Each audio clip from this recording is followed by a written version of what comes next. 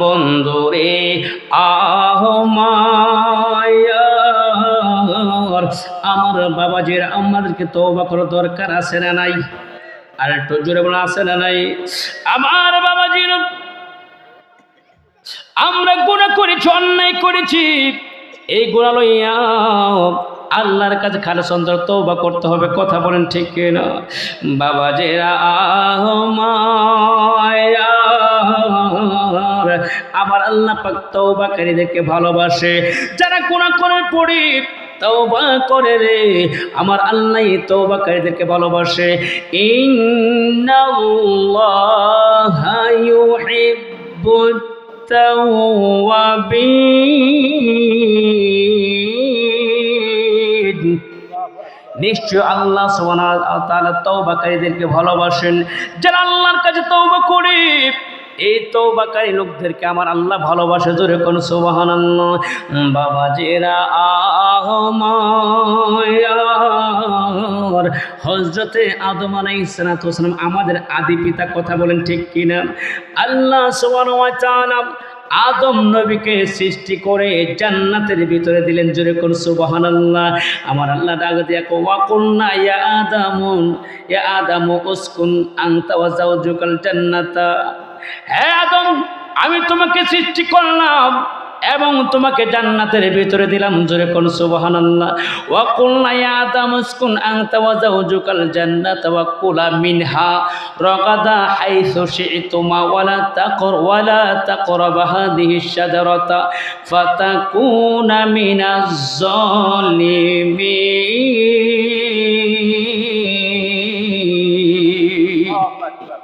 আল্লাহ সুবহানাহু ওয়া তাআলা আদম নবী এবং আমাদের আদি মাতা মা হাওয়া আলাইহিস সালাতু ওয়াস সালামকে আমার আল্লাহ লক্ষ্য করে বললেন, আদম রে, ও আদম, তুমি জান্নাতের ভিতরে তোমার স্ত্রীকে নিয়ে বসবাস করো। হে আদম, জান্নাতের ভিতরে বসবাস করো। জান্নাতের ভিতরে নাজ নেয়ামতের কোনো অভাব নাই। জান্নাতের ভিতরে ঘুরে দেখার জায়গার কোনো অভাব নাই। আদম রে, যা মনে চায় তাই তুমি খাইতে থাকো, যা মনে চায় তাই ভক্ষণ করতে থাকো। আদম রে, যেখানে যাইতে মনে চায়, যেখানে যাই ঘুরতে মনে চায় সেখানে ঘোরো। ওয়ালা তাকরাবা হাযিহিশ শাজারা, ওই যে বৃক্ষটা দেখা যায়, ওই বৃক্ষটার কাছে যাইও না, ওই গাছটার কাছে যাইও না। ফাতাকুনা মিনাজ জালিমিন, যদি ওই গাছটার কাছে যাও তুমি অত্যাচারিতদের অন্তর্ভুক্ত হয়ে যাইবা। জোরে কোন আল্লাহু আকবার। আমার নবী আমাদের বাবাজেরা রে, ও যুবক ভাইরা, আমার আল্লাহ যখন আদম নবীর বলেন, আদম জান্নাতের ভিতরে তোমারে দিলাম, তোমার স্ত্রীও জান্নাতের ভিতরে দিলাম, যা মনে চাই তাই খাইতে তা করে, যেখানে যাইতে মনে চাই সেখানে যাও, তবে এই গাছটার কাছে যাইও না। আদম নবী আল্লাহ, ও উদয়ের মালিকের রে, এত সুন্দর জান্নাত আমারে দিয়েছো, এত ঘোরার জায়গা থাকতে, এত সুন্দর সুন্দর নাজ নেয়ামত থাকতে, এই গাছটার কাছে কেন যাইতে হবে? আমি যাব না, এই গাছের কাছে যাব না, এই গাছের কাছেও আমি যাব না। জোরে কোন আল্লাহু আকবার। আদম কয় ঠিক আছে। আল্লাহ কয় আদম ঠিক আছে, যে আমার সাথে ওয়াদা করেছো ওয়াদা পালন করবা, এই বৃক্ষটার কাছে যাবা না, আর বৃক্ষের মধ্যে যে কত ফল দেখতো, যে ফল কিন্তু খাবা না, এই ফল খাওয়া তোমাদের নিষিদ্ধ। আমার বাবাজি, এবার আমাদের চির দুশ্মন ইবলিস, নাম শুনছেন নি আপনারা? ইবলিস চিনেননি? আপনার নবী ইবলিস কোনো নাই? আছে, ইবলিস আছে। আপনার নবী বেনামাজি আছে নিও? বেনামাজি আছে, তাইলে মনে করো যে ইবলিস আছে। নবী গ্রাম মনে ঝগড়াঝাটি হয় না, মারামারি হয়, তাইলে মনে করো যে ইবলিস আছে। কথা কোন ঠিক কিনা? আমার বাবা এই বলতেছিলাম, আল্লাহ পাক রব্বুল আলামিন আদম নবীকে বললেন, আদম রে, এই যে জান্নাতটা দেখা যায়, এই জান্নাতের ভিতরে তুমি এবং তোমার স্ত্রী বসবাস করো। যেখানে যাইতে মনে চায় সেখানে যাও, যা দেখতে মনে চাই তাই দেখো, যা মনে খাইতে চায়। জান্নাতের ভিতরে নাজ নিয়ামতের কোনো অভাব নাই রে আদম, যা মনে খাইতে চাই তাই খাও। ওয়ালা তাকরাবা হাযিহি শাজারাতা, ওই যে গাছটা দেখা যায় ওই গাছের কাছেও যাইবা না। ফল খাবে তো দূরের কথা, ওই গাছের নিকটও যাইবা না। চিল্লা কন্যা আল্লাহু আকবার। আমার বাবাজিরা, মিস্টার ইবলিস কেমনে আদম এবং হাওয়ারে জান্নাত থেকে বাইর করব? ইবলিস কিন্তু লাগিয়ে রয়েছে পিছে। ইবলিস একটা মুরব্বির সুরত ধরে একদিন হাওয়ার আলাইহিস সালামের কাছে আসলো। জোরে কোন আল্লাহু আকবার। ইবলিস শয়তান একটা মুরব্বী লোকের আকৃতি ধইরা মা হাওয়া আলাইহিস সালামের কাছে এসেছে। কারণ ইবলিস জানে মহিলাদের মনটা একটু নরম থাকে। মহিলাদের মনটা একটু পুরুষদের নরম না শক্ত? নরম নাও, মা বোনদের মনটা একটু নরম থাকে। কথা কোন ঠিক কিনা? আমার বাবাজিরা, ইবলিস শয়তান একজন মুরব্বীর সুরত ধইরা মা হাওয়া আলাইহিস সালামের কাছে আসলেন। আয়েশা দুইটা চোখের পানি ছাইরা দিছে। ছাইরা কয়, মা হাওয়া গো, ও মা হাওয়া, আমি একজন তোমাদের হিতাকাঙ্ক্ষী মানুষ, আমি একজন তোমাদের হিতাকাঙ্ক্ষী মানুষ। এ হাওয়া রে, আমি কিন্তু একদিন এই জান্নাতের ভিতরে ছিলাম, আজকে আমি জান্নাত থেকে বের হয়েছি। আল্লাহ পাক আমার জান্নাত থেকে বাইর করে দিছে। জান্নাতের ভিতরে আমার কোনো জায়গা নাই। মা হাওয়া ডাঙা দেয়া কয়, কেন আপনাকে আল্লাহ পাক জান্নাত থেকে বাইর করে দিয়েছে? তার কারণটা কি? ওই ইবলিস ডাক দিয়া কয়, হাওয়া, আল্লাহ পাক আমারও নিষেধ করেছিল এই গন্ধম ফল না খাওয়ার জন্য, ওই গাছের কাছে না যাওয়ার জন্য আল্লাহ আমারে নিষেধ করেছিল। আমি যাই নাই, না যাওয়ার কারণে আল্লাহ পাক আমার এই জান্নাত থেকে বাইর করে দিয়েছে। অভিশপ্ত জিন্দিগি দিয়ে আমার বাইরে করে দিয়েছে। হাওয়া কই, চাচা আপনি তো খুব ভালো কথা মনে করছেন, ঠিক আছে এখন আমি ওই গাছের কাছে যাইব, যাইয়া গাছ থেকে ফল পাইরা আমি নিজেও খাইব, আদমরেও খাওয়াইব। জোরে কোন আল্লাহু আকবার। আর এই গাছের ফল ইলিগাল আল্লাহ নিষেধ করছে যেন আমরা যেন চিরদিন এই জান্নাতের মধ্যে থাকতে না পারি, এই জন্য আল্লাহ নিষেধ করছে। হ্যাঁ, খাইলেও এই জান্নাতে থাকতে পারবো। আমার বাবাজি, এবার মা হাওয়া আলাইহিস সালাম হাঁটতে হাঁটতে ওই গন্ধম গাছের নিচে চলে গেলেন। যেই মাত্র গন্ধম গাছের নিচে চলে গেলেন, মা হাওয়ার মাথার উপর, মাথার মধ্যে যে জান্নাতি ওড়না ছিল, সঙ্গে সঙ্গে জান্নাতি ওড়নাটা মাথা থেকে পড়ে গেল। এটা একটা হুঁশিয়ার দিয়েছে, সতর্ক দিয়েছে। সতর্ক, দেখো এই গাছটা নিচে যাওয়ার সাথে সাথে মাথা থেকে ওড়নাটা পড়ে গেছে। দেখছেন আমার বাবাজিরা, যখন ওড়নাটা পড়ে গেল, মা হাওয়া আলাইহিস সালাম বুঝতে পারে নাই যে কেন ওড়নাটা পড়েছে। তিনি এবার এই গন্ধম গাছে গন্ধম পারলেন, পাইরা তিনি নিজে খেয়ে ফেললেন এবং আদম নবীর জন্য নিয়ে গেলেন। হযরত আদম আলাইহিস সালাম গন্ধম ফলটা মুখে দিয়ে চাবাইতে চাবাইতে যখন গলার মধ্যে নিয়ে আসলেন, গলার মধ্যে নিয়ে আসার পরে আদম নবীর মনে হয়ে গেল, এই ফলটা তো জিজ্ঞাসা করলাম না কোথায় থেকে এনেছে, এই ফলটা কোন গাছের ফল আমি তো জিজ্ঞাসা করলাম না। আদম নবী ডাক দিয়া কয়, হাওয়া রে, ও হাওয়া, তুমি যে আমার এই ফলটা খাওয়াইতেছ, এ হাওয়া, আমি জানতে চাই ফলটা কোন গাছ থেকে আনলাম, এই ফলটা কোন গাছ থেকে পেরে আনলাম, এই ফলটা কোন গাছের ফল রে হাওয়া। এবার হাওয়া ডাক দিয়া কয়, আদম, আল্লাহ যে আমাদেরকে নিষেধ করেছিল ওই গাছটার কাছে যাওয়ার জন্য, আমি সেই গাছের ফল এনেছি। কারণ একজন মুরব্বী আমাকে বলেছে সেই গাছের ফল খাইলে আমরা চিরদিন জান্নাতের মধ্যে থাকতে পারবো। এই কথা বলার পর গলার মধ্যে একটা চাপ মাইরা ধরছে, চাপ মাইরা ধরে আর বিতে যাইতে দেব না, আঙ্গুল দিয়া বমি করে সব ফালাই দিয়েছে। আদম ডাক দিয়া কয় হাওয়া রে, ও হাওয়া রে, কি করলি রে, কি করলি রে, আল্লাহর হুকুম অমান্য করলি, তুইও খাইলি আমারেও খাওয়াইলি। আমার বাবাজির এই মুহূর্তে জান্নাতে পোশাকগুলি তাদের শরীর থেকে খুলে পড়ে গেল, জান্নাতে পোশাকগুলি তাদের শরীর থেকে খুলে পড়ে গেল। আদম নবী দেখলো আদম নবীর শরীরের মধ্যে কোনো পোশাক নাই, মা হাওয়া আলাইহিস সালামের শরীরের মধ্যে কোনো পোশাক নাই, দুইজন একবার উলঙ্গ, একবার উলঙ্গ। আল্লাহ পাক রব্বুল আলামিন ডাক দিয়া কয় আদম রে, ও আদম বের হয়ে যাও, আউট আউট, গেট আউট, বের হয়ে যাও, জান্নাত থেকে বের হয়ে যাও। আমি তোমাকে বলেছিলাম এই গাছের ফল না খাওয়ার জন্য, তোমরা এই গাছের ফল খেয়ে ফেলেছো। হাওয়া রে, তুমিও জান্নাত থেকে বের হয়ে যাও। আমি তোমাদেরকে বলেছিলাম এই গাছের কাছেও যাইতে পারবে না, এই গাছের ফল খাইতে পারবে না। তোমরা এই গাছের ফল খেয়েছো, এই গাছের কাছে গিয়েছো, তোমরা আমার হুকুম অমান্য করেছো।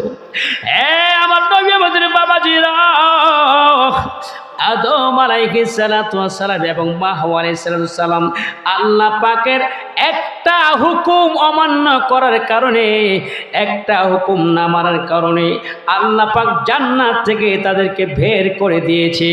আমরা দৈনিক আল্লাহ পাকের 5টা ফরজ হুকুমকে আমরা অমান্য করতেছি, কথা কোন ঠিক কিনা? দৈনিক 5 ওয়াক্ত নামাজ পড়া, এটা কার হুকুম? কার হুকুম? আপনি যে 5 ওয়াক্ত নামাজ পড়েন না, দৈনিক 5টা আইন, 5টা ওয়ার্ডার আমরা অমান্য করতেছি, কথা বলেন ঠিক কিনা? ঠিক কিনা বলেন? আদম নবী একটা হুকুম অমান্য করার কারণে আল্লাহ পাক জান্নাত থেকে বাইর করে দিয়েছে। আর আমাদের অবস্থাটা কি হবে এবার একটু বলেন, আমাদের অবস্থায় কি হবে একটু চিন্তা করে দেখেন। এই জন্য বলছি বাবা, 5 ওয়াক্ত নামাজ কয় ওয়াক্ত? লাগবে না? লাগবে না? আর লাগবে কি লাগবে না? আল্লাহ, ও গো আল্লাহ, ক্ষমা করে দাও, মাফ করে দাও, ক্ষমা করে দাও, মাফ করে দাও। আল্লাহ,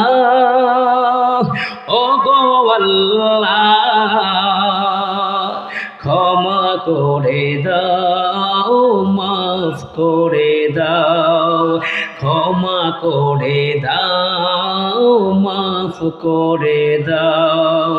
যতদিন পৃথিবীতে রাখবে সুপথে চালাও, মাফ করে দাও, সুপথে চালাও, মাফ করে দাও। আল্লাহ, ও গো আল্লাহ, ক্ষমা করে দাও, মাফ করে দাও, ক্ষমা করে দাও, মাফ করে দাও। চিল্লে কন্যা আল্লাহু আকবার। ও বন্ধুরে, বলতেছিলাম আদম আলাইহিস সালামকে এবং হাওয়া আলাইহিস সালামকে আমার আল্লাহ যখন জান্নাত থেকে বাইর করে দিয়েছে গো, জান্নাতে পোশাকগুলি খুলে খুলে পড়ে গেছে। এবার দুজনে উলঙ্গ জমিনের মধ্যে চলে আসলেন। আমার বাবাজিরা আদম আলাইহিস সালামকে একটা 3 গাছের পাতা দেওয়া হয়েছে। আল্লাহু আকবার বলেন। সূরা 3 আসলে কোন সূরা? একটা সূরার নাম ওয়াত-তিনি ওয়াজ-জাইতুন। চিল্লা কোন আল্লাহু আকবার। 3 একটা গাছের নাম জাইতুন, একটা গাছের নাম, একটা ফলের নাম জাইতুন। জোরে কোন সুবহানাল্লাহ। আমার বাবাজি, এই 3 গাছ থেকে আদমকে একটা পাতা দেওয়া হয়েছে। আদম আলাইহিস সালাম লজ্জাস্থান ঢাকার জন্য মা হাওয়াকে 3টা পাতা দিয়েছে, মা হাওয়ার লজ্জাস্থান ঢাকার জন্য। জোরে কোন আল্লাহু আকবার। আমার বাবাজিরা, কোন কিতাবের মধ্যে লিখি আদম রে 3টা পাতা দেওয়া হয়েছিল, মা হাওয়ারে 5টা পাতা দেওয়া হয়েছিল। সেই দিন থেকে পুরুষ মারা গেলে 3 টুকরা সাদা কাফন, মহিলা মারা গেলে 5 টুকরা সাদা কাফন। কোন বর্ণের মধ্যে এভাবে এসেছে আদমকে 3টা সাদা 3টা কাপড় 3টা পাতা দেওয়া হয়েছে, মা হাওয়াকে 5টা পাতা দেওয়া হয়েছে তাদের লজ্জাস্থান ঢাকার জন্য। পৃথিবীর জমিনে চলে আসলেন মা হাওয়াকে আল্লাহ পাক রব্বুল আলামিন জেদ্দার মধ্যে মা হাওয়াকে পাঠাইলেন, আর আদম নবীকে আমার আল্লাহ পাক রব্বুল আলামিন শ্রীলঙ্কার মধ্যে প্রেরণ করলেন, শ্রীলঙ্কার মধ্যে পাঠাইলেন এবং মা হাওয়াকে জেদ্দার মধ্যে পাঠাইলেন। জেদ্দার মধ্যে পাঠাইয়া এবার তাদেরকে আল্লাহ পাক পৃথিবীর জমিনে পাঠিয়ে দিলেন। তখন সূর্য নাই, সূর্য নাই। হায়রে আদম আলাইহিস সালাম এবং মা হাওয়া আলাইহিস সালাম একদিন নয়, 2 দিন নয়, 1 সপ্তাহ নয়, 1 মাস নয়, 2 মাস নয়, 5 মাস নয়, 1 বৎসর নয়, 2 বৎসর নয়, 5 বৎসর নয়, 50 বৎসর নয়, 100 বৎসর নয়, 350 বৎসর আদম আলাইহিস সালাম এবং মা হাওয়া আলাইহিস সালাম চোখের পানি ছেড়ে কেঁদেছে। জোরে কোন আল্লাহু আকবার। আদম নবী একটাবারের জন্য মাথার উপরের দিকে উঠায় নাই, লজ্জা একটাবারের জন্য মাথার উপরের দিকে উঠায় নাই। হায়রে আমি কি করেছি, কি অপরাধ করেছি, আমি কি অপরাধ করেছি, আল্লাহ পাকের হুকুম আমি অমান্য করেছি। আদম আলাইহিস সালাম কান্দে আর বলে, রব্বানা যালামনা আনফুসানা ওয়া ইল্লাম তাগফির লানা ওয়া তারহামনা লানাকুনান্না মিনাল খাসিরিন। ওরে মালিক রে, আমি গুনাহ করেছি, অন্যায় করেছি, অপরাধ করেছি। আল্লাহ তুমি যদি মাফ না করো, তুমি যদি ক্ষমা না করো, তাইলে আমি তো ক্ষতিগ্রস্ত হয়ে যাব। এই কথা বলে 350 বছর কাঁদলেন। আদম আলাইহিস সালামের চোখের পানি যদি 1 পাল্লায় রাখা হয়, তামাম পৃথিবীর মানুষের চোখের পানি যদি 1 পাল্লায় রাখা হয়, আদম নবীর চোখের পানির পাল্লাটা ভারী হয়ে যাবে। চিল্লা কোন আল্লাহু আকবার। এ আমার বাবাজিরা, একটা অপরাধ করে 350 বছর কেঁদেছে। আমরা কত হরহর অপরাধ করি, কত হরহর অপরাধ করি, প্রতিদিন কয় শত অপরাধ করি, কয় হাজার অপরাধ করি, কয় কোটিবার অপরাধ করি। আমরা সপ্তাহ কয় কোটিবার অপরাধ হয়ে যায়। একটাবার আমরা চোখের পানি চাইরা আমার আল্লাহর কাছে তওবা করি না, একটাবার আল্লাহর কাছে ক্ষমা চাই না। কথা বলেন ঠিক কিনা? ঠিক কিনা বলেন? ক্ষমা চাওয়ার দরকার আছে না নাই? ক্ষমা চাওয়ার দরকার আছে না নাই? আমার বাবাজিরা 350 বছর কাদার পড়ে এবার হযরত আদম আলাইহিস সালাম চিন্তা করে একটা শেষ চিকিৎসা, শেষ একটা আল্লাহর একটা ডাক দিয়ে দেখি কি হয়। হযরত আদম আলাইহিস সালাম আল্লাহকে ডাক দিয়ে বলল, আমি আদম রে যখন সৃষ্টি করেছিলাম, সৃষ্টি করে যখন 4th আসমানের মধ্যে আমার রাখলাম, আমি দেখলাম আল্লাহ তোমার আরশে আজিমের মধ্যে তোমার নামের সঙ্গে একটা নাম লেখা দেখলাম। জোরে কর সুবহানাল্লাহ। হ্যাঁ আমার নবী আমাদের বাবাজিরা, আল্লাহর নবী হযরত আদম আলাইহিস সালাতু ওয়াস সালাম আমার আল্লাহ ডাক দিয়া কয়, আল্লাহ গো, তুমি যখন আমার দেহের ভিতরে ওটা দিয়েছিলাম, আমি ওটা পাওয়ার পর আমি আরশে আজিমের দিকে তাকাইলাম। ওরে মালিক, আরশে আজিমের মধ্যে তাকাইয়া আমি দেখলাম আরশে আজিমের মধ্যে তোমার নামের সঙ্গে একটা নাম দেখা যায়, লা ইলাহা ইল্লাল্লাহু মুহাম্মাদুর রাসূলুল্লাহ। আল্লাহ গো, আমি জানি লা ইলাহা ইল্লাল্লাহ এটা তোমার নাম, আল্লাহ ছাড়া কোনো মাবুদ নাই। মুহাম্মাদুর রাসূলুল্লাহ এই নামটা কার? নিশ্চয় তোমার কোনো প্রিয় বন্ধু হবে, যার নামটা তোমার নামের সঙ্গে মিশিয়ে দিয়েছো। এটা সাধারণ কোনো মানুষের নাম হবে না, তোমার প্রিয় বন্ধুর নাম হবে। জোরে কোন সুবহানাল্লাহ। আরে মালিক, 350 বছর কাঁদলাম, আমাদের গুনাহ মাফ হয় নাই, আমাদের তওবা কবুল হয় নাই রে আল্লাহ। আল্লাহ, যেই নামটা দেখলাম নিশ্চয়ই তোমার কোনো প্রিয় বন্ধুর নাম হবে। তোমার ওই প্রিয় বন্ধুর নামের উসিলায়, তোমার ওই প্রিয় বন্ধুর উসিলায় আল্লাহ এই মুহূর্তে তুমি আমাকে মাফ করে দাও, আমার স্ত্রী হাওয়াকে তুমি মাফ করে দাও। জোরে কোন সুবহানাল্লাহ। আমার আল্লাহ ডাঙ্গা দিয়া কয়ে, এ আদম রে,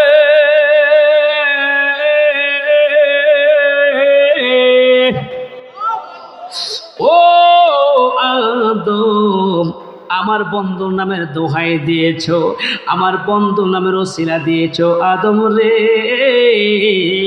আমি আল্লাহ এখন তোমার ক্ষমা না কইরা পারবো না। হে আদম, আমার বন্ধু নামের ওসিলা দেওয়ার কারণে আমি আল্লাহ পাক রব্বুল আলামিন তোমার গুনাহগুলি মাফ করে দিলাম। আমি আল্লাহ পাক রব্বুল তোমার অপরাধ মাফ করে দিলাম। আল্লাহ পাক অপরাধ মাফ করার পরে আমার আল্লাহ পাক রব্বুল আলামিন আদম এবং মা হাওয়াকে আরাফার ময়দানে আমার আল্লাহ একত্রিত করে দিয়েছে। জোরে কোন সুবহানাল্লাহ। আরাফা শব্দের অর্থ কি? পরিচিত স্থান। জোরে কোন সুবহানাল্লাহ। আরাফা শব্দের অর্থ কি? পরিচিত। আরাফা পরিচিত। আরাফার মাঠ মানে পরিচিত হওয়ার মাঠ। এখানে প্রথমে আদম এবং মা হাওয়া 350 বছর কাদার পরে এখানে একত্রিত হয়েছিলেন। জুড়ে বলুন সুবহানাল্লাহ। একত্রিত হয়েছিলেন, এই জন্য এই জায়গাটাকে বলা হয় আরাফাতের ময়দান, মানে পরিচিতের মাঠ। জুড়ে কোন সুবহানাল্লাহ।